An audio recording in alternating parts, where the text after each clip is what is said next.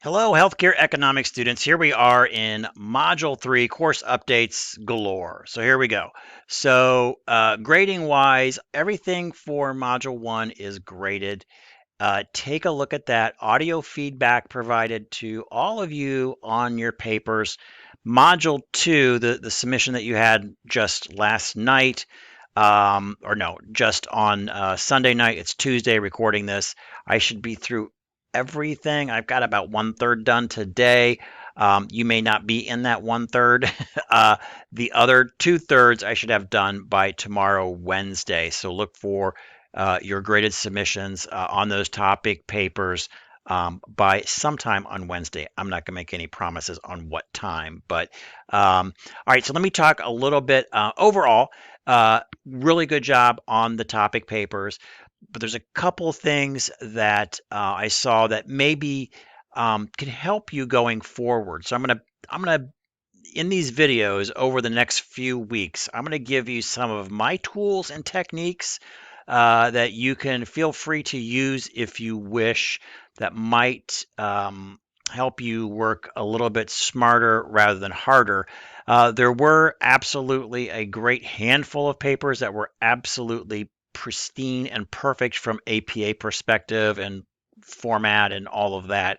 Um, but even you people that write perfect papers may find some shortcuts in some of these videos that I'll be doing and kind of giving you these tidbits as we go along through the course. The first tidbit I want to give you is the APA template. And I did talk about this in some of your feedback for some of the students. So, and I honestly use I have a similar template for the work that I do for my doctorate. I start every one of them that way. So I start with a template first because it takes all the guesswork out of it. So to be honest, I told Mercy College, the Writing Center, I wanted a template for our programs, and I said, "Here's the template I use. You know, let's not necessarily copy it, but here, make it better, and then let's distribute it to the college." So this is kind of based off of the original template that I developed, but I think she did a much better job in it and making it more thorough.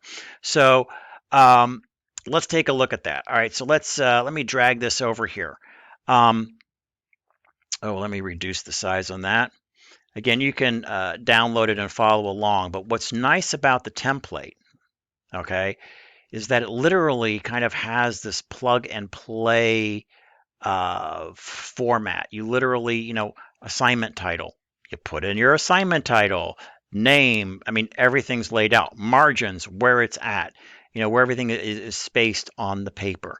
So you simply do that. And then what was nice is that Tracy Darr, our writing center tutor who did this, she even put explanations. Like, so if you read, the notes on the side, you can see why that's being done. So the template itself, again, you can take off the notes in there. Um, so the comments you can remove that from your template. Um, Google it. It's pretty easy. You can turn those off and on if you've never seen those comment notes in there before. So you can just turn those off. Um, and then, obviously just delete the stuff as you write. So even like this, like with the first page, how do what do you start it with? And do you use the word introduction? Well, no, actually we use the assignment title. It should be there. So that's the title that the instructor will typically give you. Now, if an instructor doesn't give you a title to the assignment, you can definitely put your flag in the sand and give it a title, but that's what you put there. You typically we don't want to see introduction written there, so that's good. All right, you can even and definitely read this stuff in here, so you can read that this actually provides you more information about what should go here. Um, how many you know sentences, should you want in this introduction section, it should look kind of like this when you're done with it. I think I had a recommendation that you'd want at least 5 sentences in that area. But there you go. Read that stuff before you delete it, because and then you type your own in there. You obviously type your own content in there. It tells you how to use level 1 heading. Only a handful of you, really utilized level heading in your assignments. Level heading. All right, let's be real about it. So level heading 1 creates filler. Okay, it actually takes, so you don't have to write as much.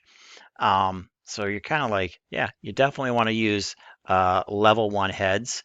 You're probably going to even use maybe a few level 2 heads in there. You can read about what those are as you look at this template. So it does that. It also organizes your paper.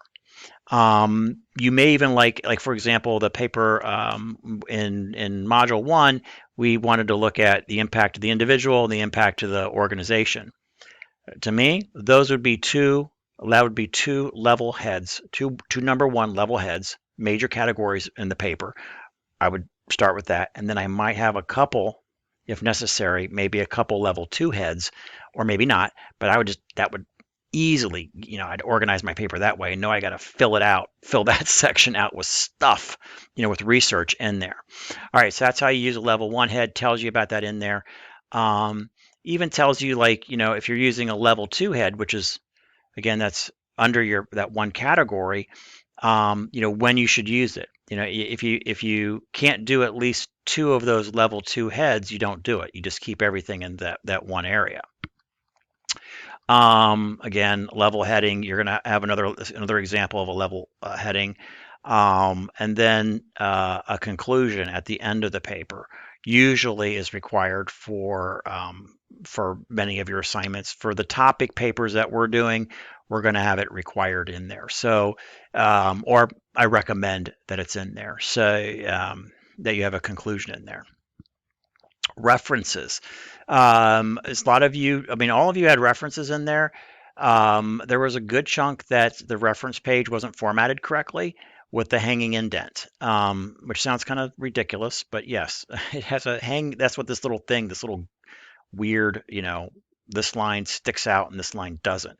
It's called a hanging indent, and not everybody had that. So I didn't take off any points for anything, egregious, even APA errors. But as we go further in the course, you might get a little bit of points, just as kind of like a, hey, you might want to fix this, because I know there's going to be instructors that are going to take off, 10 points out of 100 for APA stuff. I look more for content and making sure you guys have, especially, if we have 4 pages, by the way, 4 pages are required for the body. It says it in the instructions. So 4 pages for the body. There's going to be one page for the top, for the cover page, 4 pages for the body, and 1 page for well, as many pages as you need for references, but you only need 4 references, so 1 page for references. So there were a few of you that didn't meet the full, I guess, content requirement on the 4 main pages for the body of the document. So there you go. Template. Take a look at it. Read it, because it tells you basically everything you need to know in a nutshell to seem like you know what you're doing for APA. And pretty much everything you'll need to do for this program is going to be covered just in this quick read within the template itself about what you need to do for APA. All right, so take a look at that. Download it, if you will. I recommend that's the way you start, all your papers. As a little word of warning, because I've done this like a zillion times until I figured it out. I had my APA template. I'd start writing. I'd hit save, and then I would basically then overwrite my template. I could do the back button and go back to it, but I wasn't going to do that. So what I have done is I have what I call an APA master template that I don't touch. That's my emergency backup. And then I have my APA template that I use, kind of the one that I start working with. The first thing I do when I open that template is I give it the name of the assignment and hit save. Okay, I save it under a different name. So that way I know I haven't inadvertently overwritten or oversaved the template. But if I have, I always have that secret master template that I don't touch.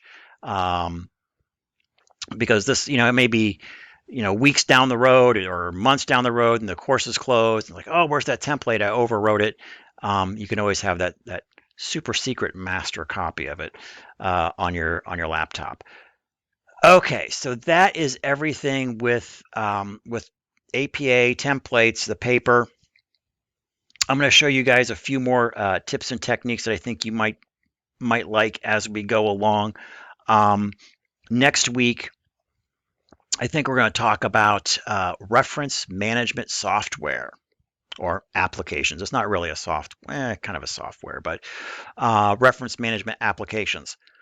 Game changer. I mean, it really makes your life a ton easier in writing papers. And imagine if you can make a reference page at the touch of a button.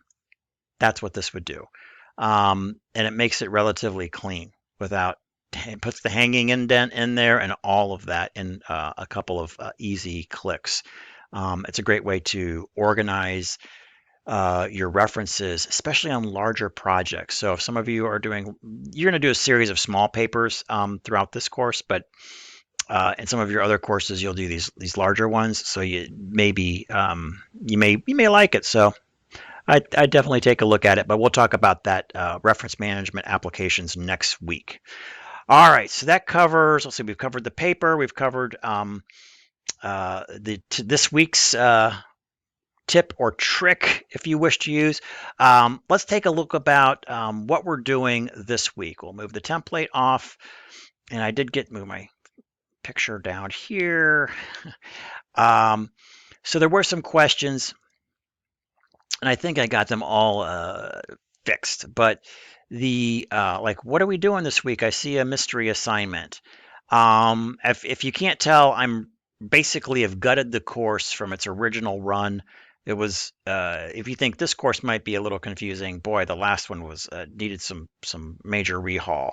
So there's some assignments that were in there that I think I've deleted all of them, so that you should not see them in there. But long story short, all you need to do is do what's in the module. Okay, so this week, just cover what's in module 3, and that is what's required. If you go back to the syllabus calendar, when I mean syllabus, I mean like the old-fashioned paper syllabus. Just do what's in that syllabus calendar, and you'll be set. So this week we got a discussion on the market and government, and then we have our third topic paper. This week's topic paper, I tried to give you a few hints. So with this one, you can do, I'm giving you what I'm called the headings, like we just talked about. So you're going to have that introduction heading, which we know that introduction section should be the name of the assignment. So it'd be an overview of the forecasting process. But if you're using the template, but yeah, so you'll want to use these as your level 1 heads as you go through. I don't think you'll need any. You might need the level 2 heads for some of these, but I doubt it. You could easily fit enough. You won't even have enough space in 4 pages to probably use level 2 heads, but that's kind of up to you.